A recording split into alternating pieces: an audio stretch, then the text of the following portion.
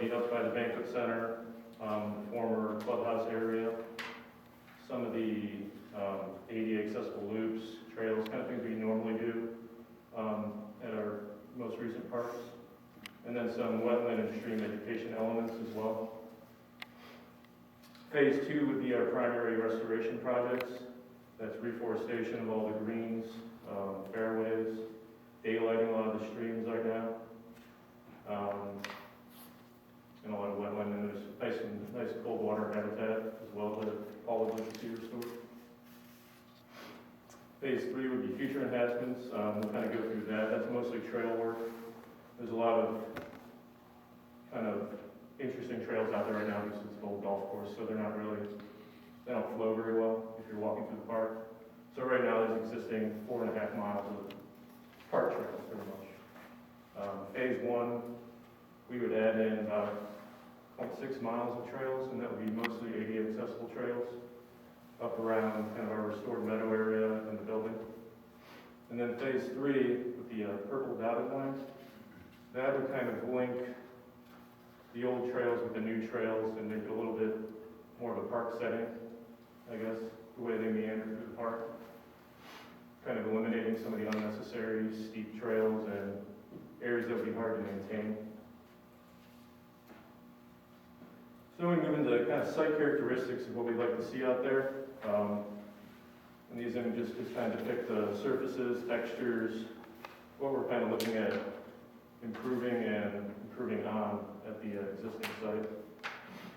So we'd be looking at green infrastructure, a lot of native and meadow plantings, gathering spaces, small, big. And then this is more site characteristics for how we would see kind of memorials or plazas oriented for the veteran memorials,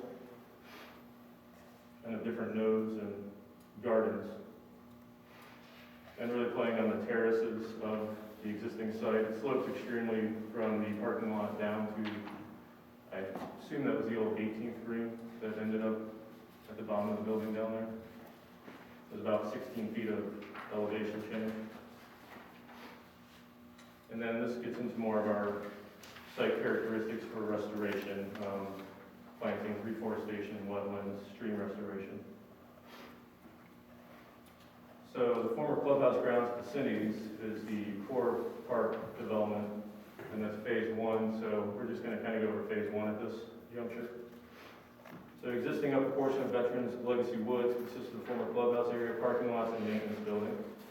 This area has an extreme slope from parking lot down to the former golf course grounds. The goal of design in this area was to blend environmental concerns for stormwater runoff and non-native planting practices with the blending of a memorial park for veterans and the multiple user groups that visit our parks throughout the seasons.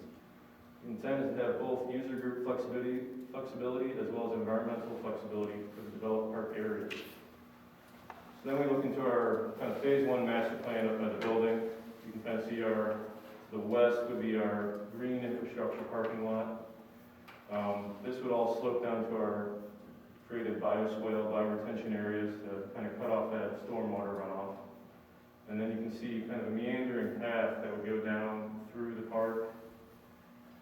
Several nodes and gardens in there, all accessible. It would make your way down kind of and walk through the park. So the primary landscape structure of the former clubhouse area, this would be standing up in the parking lot looking down, is the shaping of the ground plane. The existing slope from the parking lot down to what would have been the 18th green is softly warped and terraced by a range of nodes along its length. Each node will have its own character with new garden, structure, or memorial inserted. Yet will remain part of a cohesive journey from the parking lot into the park. Former asphalt and manicured lawns transition into meadow gardens and green infrastructure. So you can see kind of our bioswale area, and then we're going to be terracing down into meadow gardens. There'd be nice moments for kind of memorial plazas, remembrance plazas. From up here in the entry plaza, it's a great vista. They can kind of almost see all the way down to the river from up there. And then your existing clubhouse in the background. This is sitting at the bottom of the hill looking back up towards the parking lot.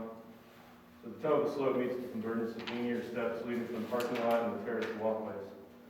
The merger of this trail leads out into the restored landscape of the former golf course. Along this short path, patrons have a chance to experience multiple landscapes from shaded memorial groves, habitat gardens, shelter and picnic areas, and play space.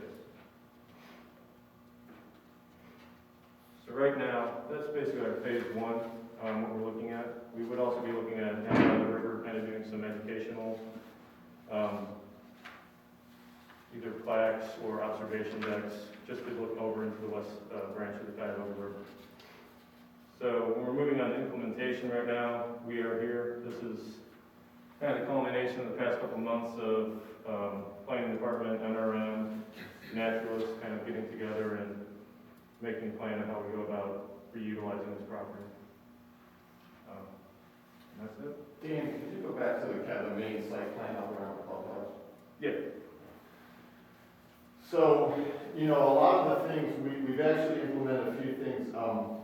The Natural Resource Management Department, their shop was kind of split between two locations, Burton Wetlands and Upgrade North Operations.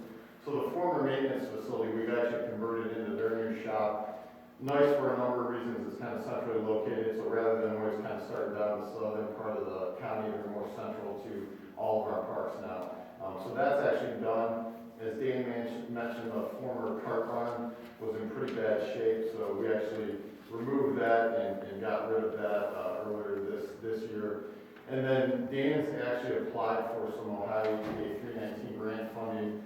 The parking lot area, if you pull in there now, the circulation is just kind of a big rectangle. So what Dan's kind of developed is a way to incorporate in the green infrastructure, but also create a little bit of circulation and hierarchy to the parking lot so just it functions better. So we do have that application in that we're hoping to find out later this year whether we were successful with getting some of that funding, and that would be a combination of some permeable pavement as well as the bioswale. So that would be a nice way where we could start to kind of reimagine that parking area so it circulates a little bit better. Some of the other initial program elements Dan incorporated into the initial plan is kind of over by, I think, where the former 18th Green was, incorporating a sliding hill in. He also has kind of a sort of amphitheater, sort of plaza space kind of ringed by the path and those trees there. The thought being with that space and then also the open kind of pavilion closer up to the old clubhouse, not only thinking of just veterans, but also thinking about veterans and their families. And again, this might be a great opportunity as a park that's kind of central to the county that maybe throughout the summer, the naturalists could do programming for, you know, music, those sort of things that, you know, we could utilize those spaces during the nicer times of the year. The sledding hill offers us an opportunity in the winter to possibly, you know, have some winter activity, and then also in the amphitheater area, that lower space could be something that we could look at even for a skating pond or something. So we're trying to look at programming this throughout the year. There's a play area incorporated up near the Memorial Gardens.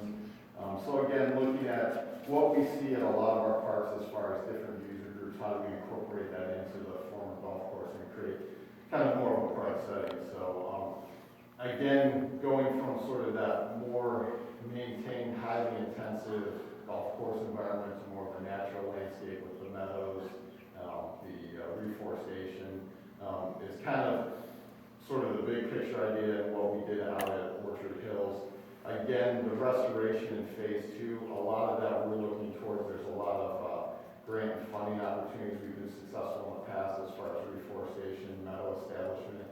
So those would all be avenues we'd like to explore over the next year or two, applying for different opportunities to maybe secure some funding for some of that work. So that's why we kind of have the first phase would be the initial work up around the clubhouse, and then the next couple of phases would be sort of over the next few years as we were maybe able to pursue some funding. So, any questions or comments?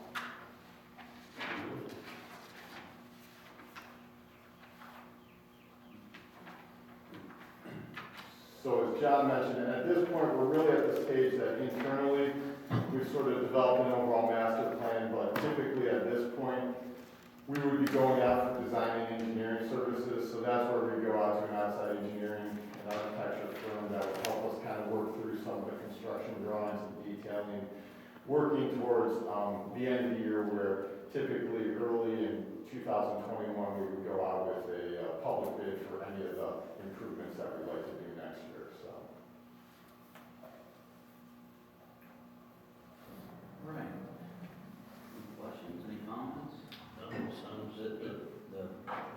plan still is to continue to use the upstairs of the current banquet facility for family gatherings, weddings, of course, when we open post-COVID-19, birthday parties, things of that nature, and still looking at utilizing the downstairs with some type of remodel for the Veteran Services Commission, so, and continuing conversations